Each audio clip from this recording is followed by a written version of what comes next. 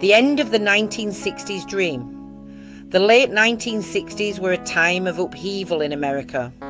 The Vietnam War, civil rights movements, and a counterculture revolution were redefining the nation's soul. Amidst the free love, peace signs, and LSD-fueled idealism, something dark took root in California's sun-drenched hills. Its name was Charles Manson, and his crimes would kill the 1960s dream forever. Who was Charles Manson? Born November the 12th, 1934 in Cincinnati, Ohio, to a teenage mother. Manson's early life was marked by instability, neglect, and crime. He spent more than half of his life in correctional institutions before age 32. Childhood. Manson never knew his father. His mother, Kathleen Maddox, was a teenage alcoholic who once traded him for a pitcher of beer. He bounced through foster care and juvenile detention.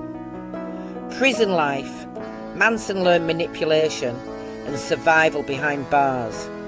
He read obsessively self-help books, Scientology texts, and Dale Carnegie's How to Win Friends and Influence People. By the time he was released from prison in 1967, Manson was not reformed. Instead, he was charismatic, cunning, and consumed by grandiose delusions, the formation of the family. In the bubbling counterculture of San Francisco's Haight-Ashbury, Manson found a fertile ground for manipulation. Preaching a blend of hippie philosophy, apocalyptic prophecy, and Beatles-inspired mysticism, he attracted a devoted following.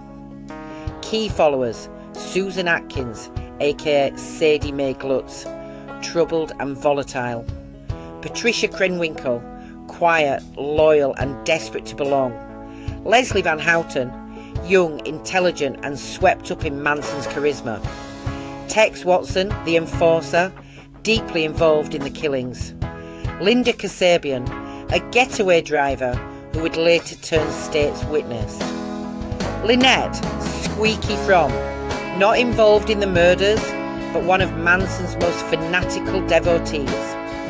Together they travelled California in a school bus, scavenging, doing drugs, and living communally. They eventually settled at Spahn Ranch, an old movie set in Los Angeles, run by blind rancher George Spahn, who allowed the group to stay in exchange for chores and companionship. Helter Skelter, the apocalypse according to Manson. Manson believed the world was on the brink of a racial apocalypse, which he called Helter Skelter, a term he stole from a Beatles song. He claimed the black community would rise up and destroy white society, but would be incapable of governing themselves. Manson's family would survive the chaos by hiding in a bottomless pit in the desert, then emerge to rule. His plan? To ignite the race war by framing black Americans for grisly murders that would terrify white society. This belief system, part racism, part delusion, part LSD-fueled fantasy, became the driving force behind the murders.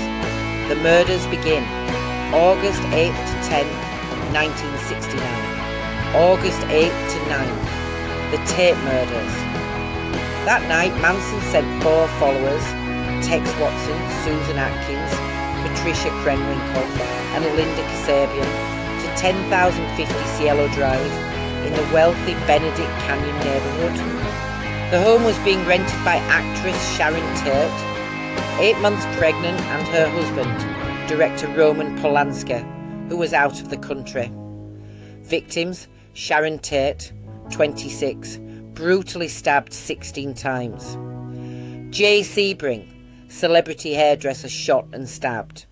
Abigail Folger, coffee heiress, chased and stabbed 28 times.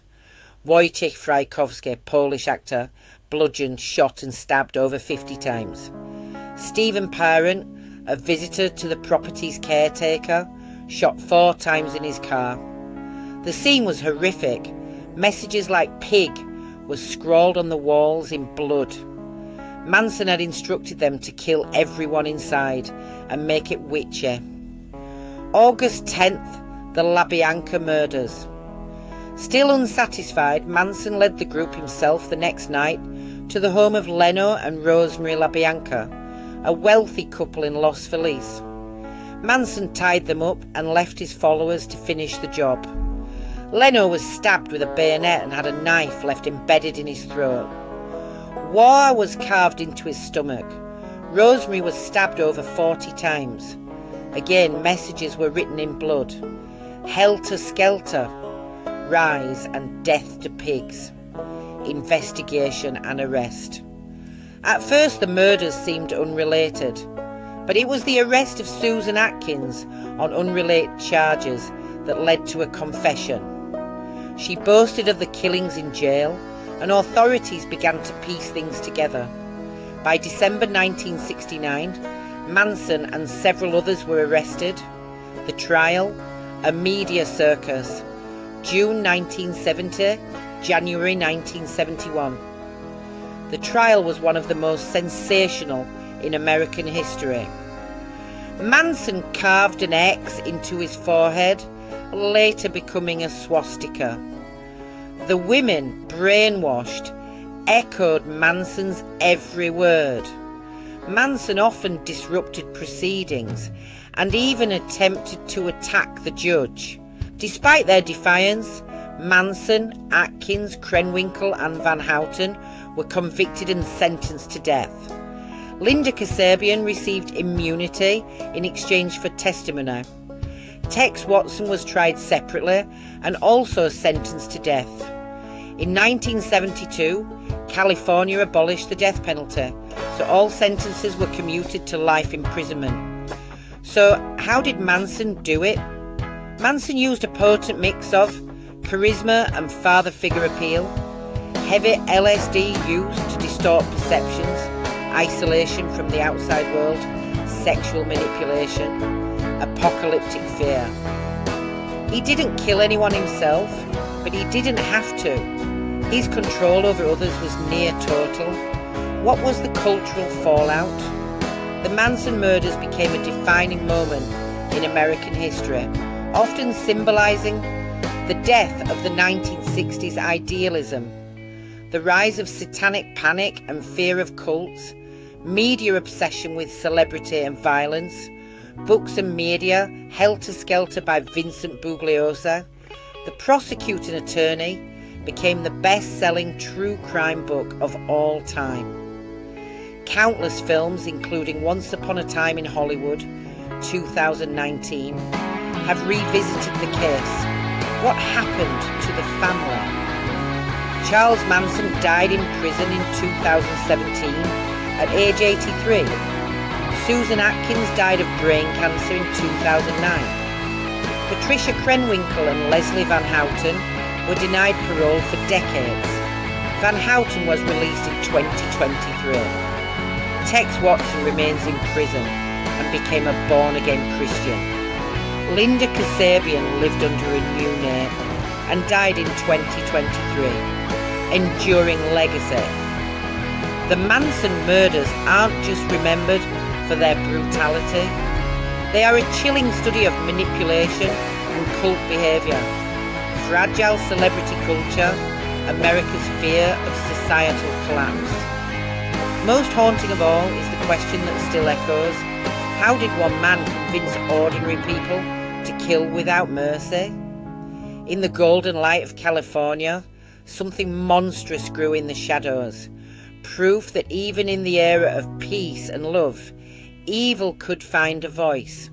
Charles Manson may be gone, but the story of his family remains a dark mirror of what happens when idealism turns to fanaticism and freedom becomes control. If you enjoyed this video, please like, subscribe and share. Until next time.